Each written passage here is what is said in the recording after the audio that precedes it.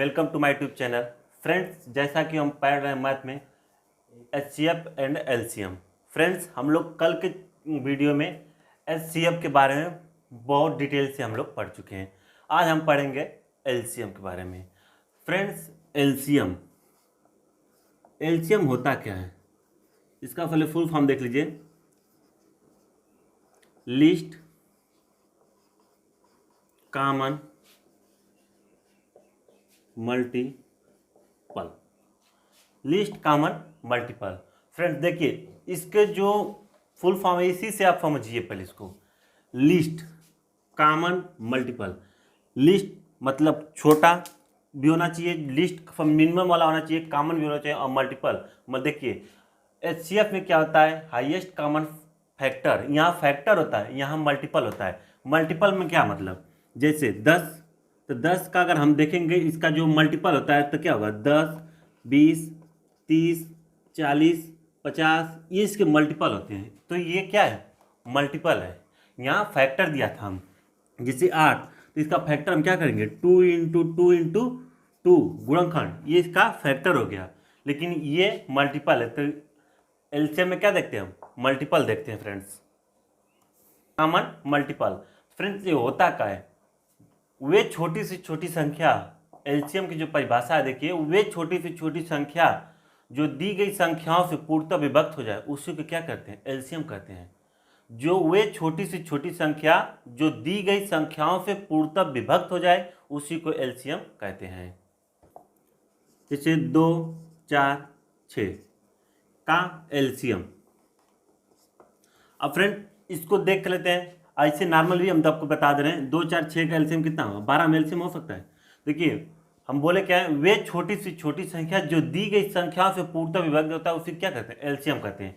देखिए अब इससे कोई नीचे अगर इससे छोटी कोई संख्या नहीं होगी जिससे तीनों से कट जाए, 6 बार कट गया, 3 बार कट गया, 2 बार कट गया। 12 से कोई ऐसी छोटी संख्या नहीं हो सकती 2, 4, 6 से कट जाए। ये होता है एलसीएम का मतलब। फ्रेंड, तो अब हम चलते हैं क्वेश्चन पे। आज के मेरे जो एलसीएम के जो मेरे सवाल है देखिए दिया है, 8 और 14 का एलसीएम ज्ञात कीजिए। इधर सवाल है 8, 24 और 36 का एलसीएम ज्ञात कीजिए। फ्रेंड्स, आप लोग बचपन से ही पढ़ते आए होंगे एलसीएम, और एलसीएम निकालने का बहुत सारे मेथड होते हैं जो हम आज आपको बता रहे हैं। ये देखिए, आज हम कई मेथड आपको बताएंगे जिसमें से आपको जो पसंद है उसको यूज कर सकते हैं। लेकिन देखिए एग्जाम के टाइम पे ऐसा देखिए कि जो सबसे कम समय ले। फ्रेंड्स देखो, इसका हम पहला मेथड बता रहे हैं, 8 और 14 का एलसीएम क्या होता है। देखिए पहला जो होता है फैक्टर मेथड, मतलब गुणनखंड विधि से इसका हम बता रहे हैं। जैसे 8 का क्या बनाएंगे, 2 इंटू 2 इंटू 2 लिख सकते हैं। अब इसको क्या लिख सकते हैं, 2 के पावर 3। अब देखिए 14 को हम मल्टी तो फैक्टर बनेंगे क्या, 2 इंटू 7, इसका क्या होगा 2 इंटू 7, ये होगा। अब देखिए, अब यहाँ से मैं एलसीएम इजकल टू, एलसीएम क्या हो सकता है, अगर फ्रेंड्स हम इसको यहाँ बना सकते हैं, यार 2 के पावर 1 लिख सकते हैं, 7 के पावर 1 लिख सकते हैं। अगर इसके भी अगर हम इसको अब साथ में बनाएं तो यहाँ 7 के पावर 0 लिख सकते हैं। लिखे या ना लिख सकते कोई मतलब नहीं, किसी की पावर 7 के पावर 0 इसका मतलब 1, 2 के पावर 3 इंटू 1 अर्थात वही, वैल्यू में कोई परिवर्तन नहीं हो सकता। तो इसका हम बस समझाने के लिए लिख दिए। अगर आप लिखना चाहें तो ठीक है, नहीं लिखना तभी ठीक है। एलसीएम निकालते किस तरह, 2 के पावर 3 इसको हटा ही देते हैं, 2 के पावर 3 इसमें एक ही है। दूसरे पोजीशन में क्या है, 2 के पावर 1 इंटू 7 के पावर 1। तो फ्रेंड देखिए, जो 2 को हम पहले लेते हैं, जिसकी घात सबसे ज़्यादा होती है, जिसकी घात ज़्यादा होती है उसी को हम लेते हैं एलसीएम में।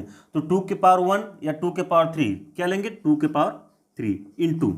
अब देखिए इसी तरह इसी के लिए हम लिखे थे 7 के पावर 0, जिसकी घात ज़्यादा होगी उसी को लेंगे। देखिए 7 के पावर 0 घात ज़्यादा है कि 7 के पावर 1 की घात ज़्यादा है, तो 7 के पावर 1, तो 7 के पावर 1 को हम ले सकते हैं। अब इसी को सॉल्व कर दें, 2 के पावर 8 बार जाएगा इंटू 7, अर्थात के 8 फते 56।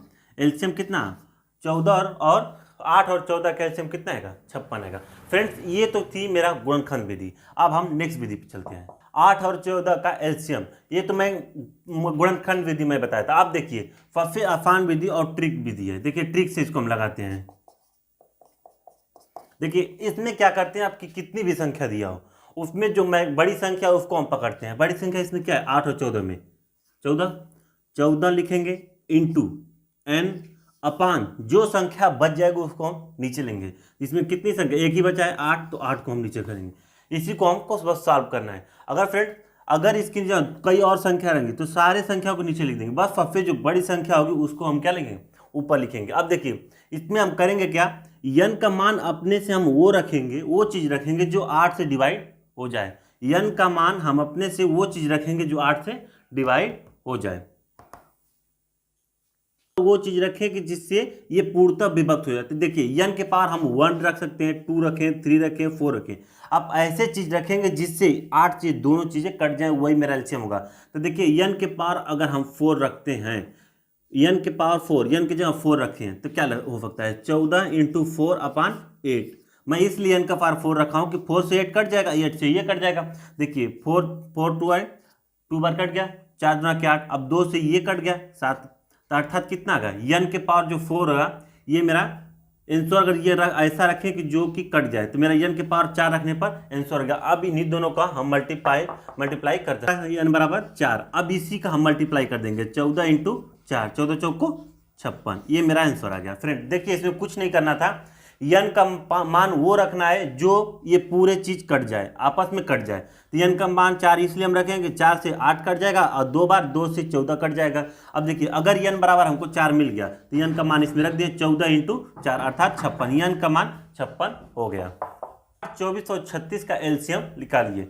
8, 24 और 36 का एलसीएम निकालिए। फ्रेंड तो जो मल्टीपल भी दिया रे, क्या फैक्टर भी दिया, उसे आप निकाल दें। जो मैं ट्रिक है उसको मैं दिखा रहा हूँ, एक सवाल इससे पहले दिखाएं। अब देखिए नेक्स्ट सवाल क्या, जो बड़ी हमने बताया था जो बड़ी संख्या है उसको ऊपर रखेंगे, ऊपर रख लीजिए, इंटू n अपान जितने बीच संख्या हो सबको हम नीचे रख लेंगे। बची कौन, 8 और 24, 8 × 24 ये संख्या। अब इसी को हम सॉल्व कर देंगे, मेरा आंसर आ जाएगा। फ्रेंड अब हमें यहाँ बताए थे n का मान हमको अपने से गेस करके रखना है, तो ये n का मान हम क्या रखें n का मान कि 8 से भी ये चीज कट जाए और 24 से भी ये चीज कट जाए। तो देखिए n का मान हम क्रमशः रख लें। अगर n बराबर हम 1 रखते हैं, n बराबर 2 रखते हैं, n बराबर 3 रखते हैं, इस तरह बढ़ते हुए क्रम में रखेंगे।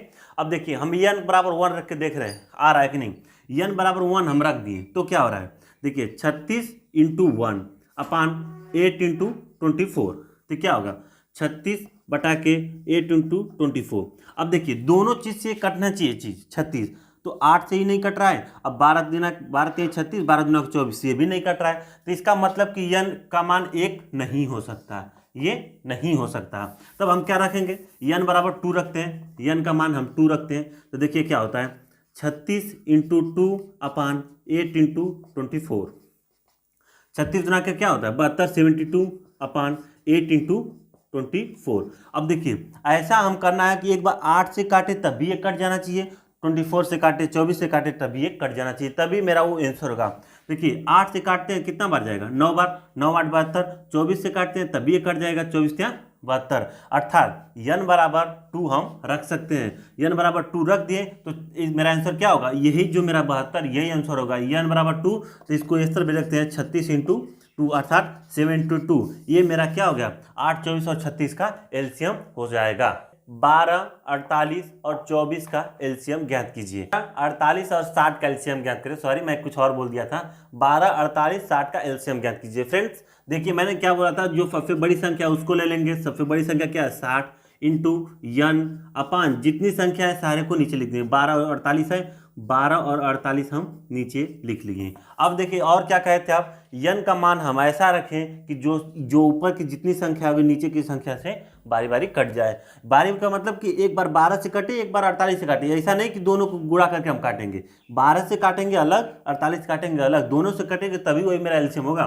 तो n का मान हम क्या रख सकते हैं, n का मान 1 से लेकर n का डाटा जो भी रख सकते हैं। तो इस तरह आप देख लीजिएगा, यहाँ n बराबर अगर हम 4 रखते हैं तो देखिए क्या होता है 60 × n बराबर 4 × 12 × 48 कितना हो जाएगा 240 अपान 12 × 48। देखिए 12 दूना के 24 कट गया, 12 से तो कट गया। अब देखिए अब 48 से कटेगा कि नहीं कटेगा, 48 में 240 को 240 वाके 12 × 48, 12 से तो कट जाएगा। अब 48 से कट रहा है कि नहीं कट रहा है, देखिए इसको देखिए 120 2 बार काटिए, 120 इसको काटिए 24, इसको काटिए 60, ये हो जाएगा 12, 12 पचे 60, अर्थात 12 से भी ये कट जाएगा, 48 से भी ये कट जाएगा, तो n बराबर हम कितना रख सकते हैं, n बराबर 4, तो यही मेरा एलसीएम हो गया 240। या तो अलग से भी लिख सकते हैं 60 इंटू n का मान जो होता है 4, दोनों को मल्टीप्लाई कर देंगे, जो आएगा वही मेरा आंसर हो गया। तो आंसर कितना आएगा 240। तो फ्रेंड्स आप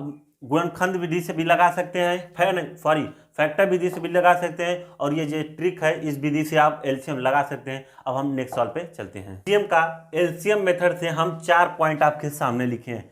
इन चारों पॉइंट से आधार से हम एक एक को बताएंगे। अगर इस टाइप के सवाल आएंगे तो आप देखते हुए एलसीएम बता सकते हैं, देख कर आप एलसीएम बता सकते हैं, कुछ भी नहीं करना पड़ेगा। हम देखिए 4 पॉइंट, जो 4 टाइप के यहाँ हम रखे हैं सवाल, और चारों के इस टाइप के सवाल आएंगे, पहला दूसरा तीसरा किसी भी टाइप में चारों में से आएगा, तब इसको आप कैसे लगाएंगे इसका एलसीएम देखते हुए। देखिए है क्या, पहला टाइप का जो हम देखते हैं, देखिए 6 दिया है, 6, 12, 24, 48 का एलसीएम क्या होगा। तो फ्रेंड्स इसमें देखिए क्या है, ये क्या है 6 दूना के 12, 12 दूना के 24, दूना के 48। देखिए ऐसा दिया है कि जो पहले इसमें जो सबसे बड़ी संख्या उसको हम पकड़ेंगे, जितनी भी संख्या यहाँ 10, 12 जो भी संख्या लिखी रहेंगे, किसको हम इसमें जो सबसे बड़ी संख्या उसी को पकड़ेंगे।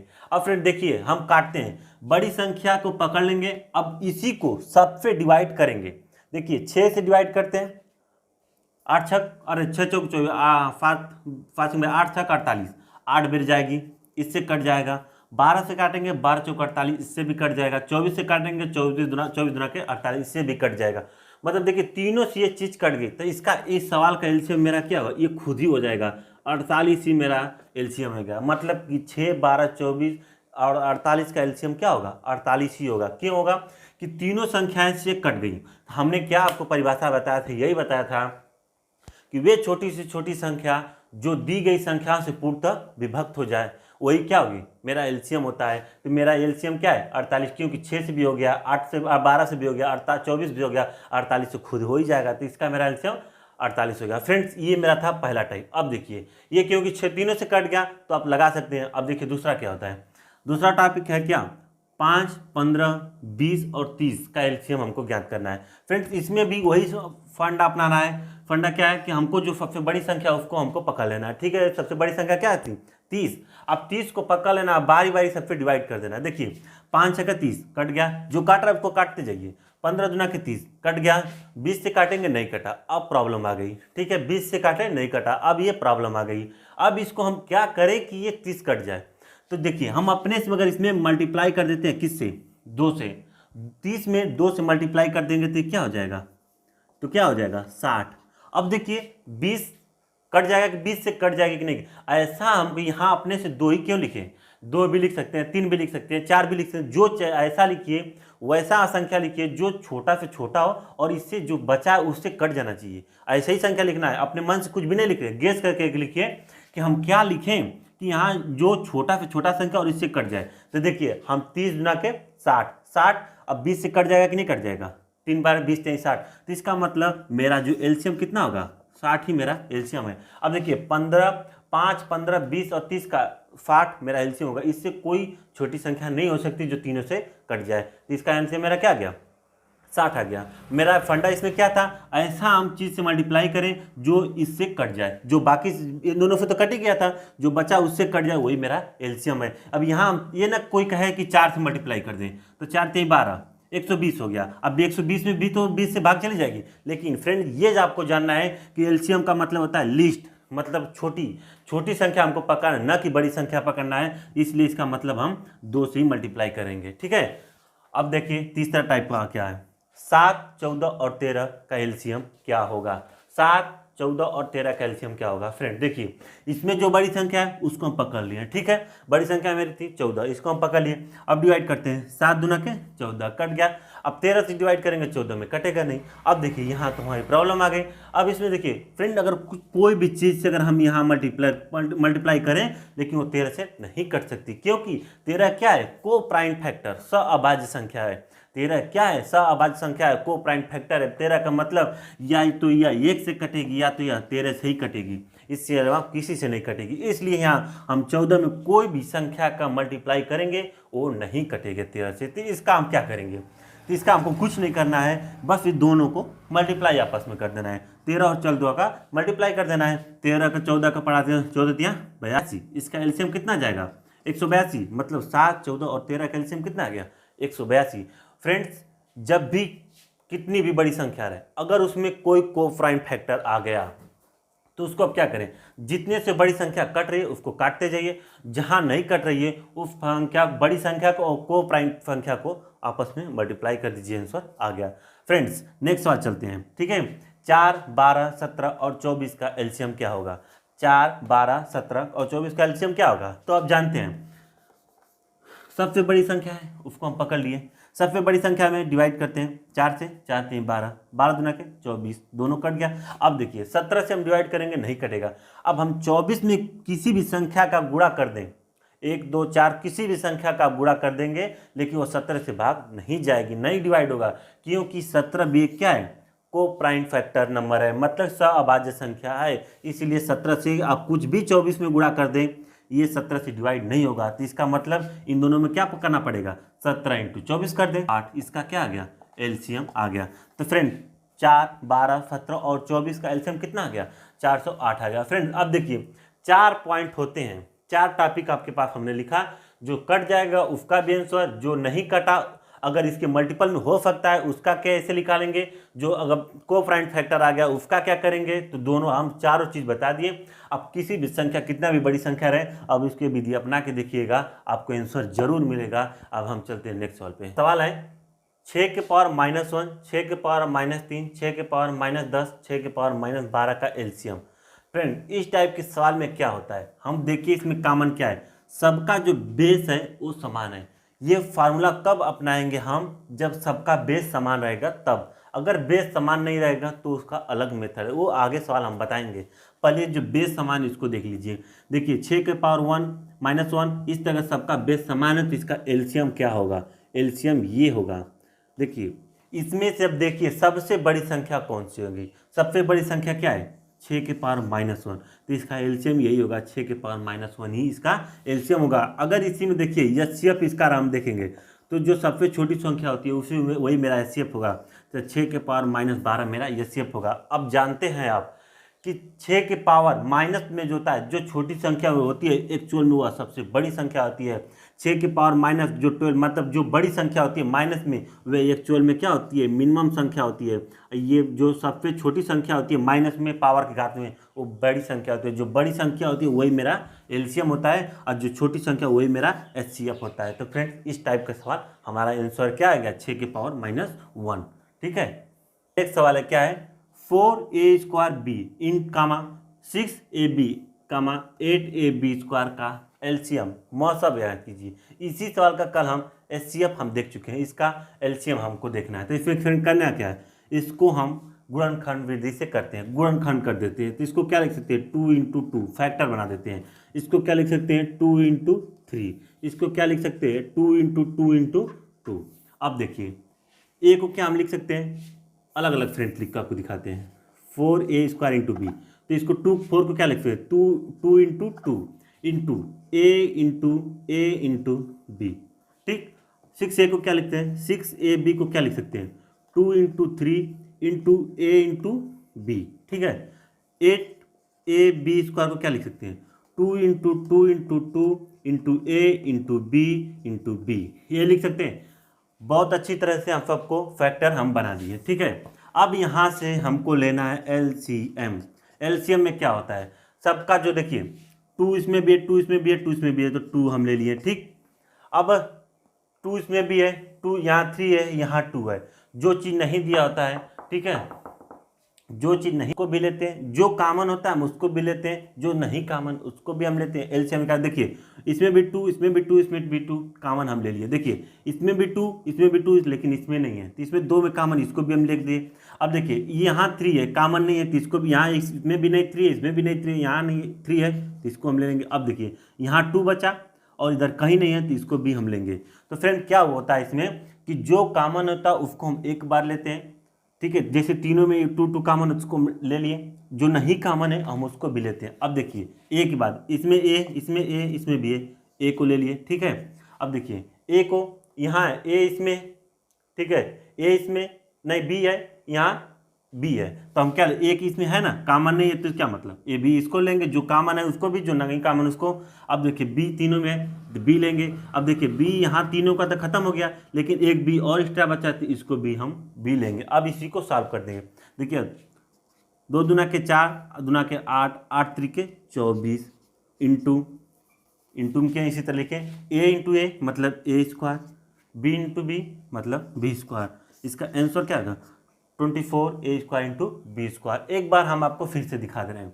देखिए जो कॉमन होता है उसको भी लेते हैं, जो नहीं कॉमन है उसको भी हम लेते हैं। देखिए तीनों में से 2 कॉमन है, इसको हम ले लिए। यहाँ 2 में ये दोनों 2 कॉमन है, तो इसको हम भी ले लिए। 3 नहीं कॉमन था, इसको भी हम ले लिए। देखिए 2 किसी में नहीं कॉमन है, तो इसको भी हम ले लिए। तीनों में ए कॉमन है, तो हम ए एक बार ले लिए। ए एक में अकेला है, इन दोनों में नहीं है, तो इसको भी हम ले लिए। अब देखिए तीनों में बी कॉमन है, तो हम इसको भी ले लिए। बी अकेला बचा, तो इसको भी ले लिए। अब इसको सॉल्व कर लीजिए, मेरा आएगा 24 A square into B square. Friends ये मेरा एलसीएम का लास्ट सवाल था। अब हम पढ़ेंगे एलसीएम और एचसीएफ दोनों को कंबाइंड करके।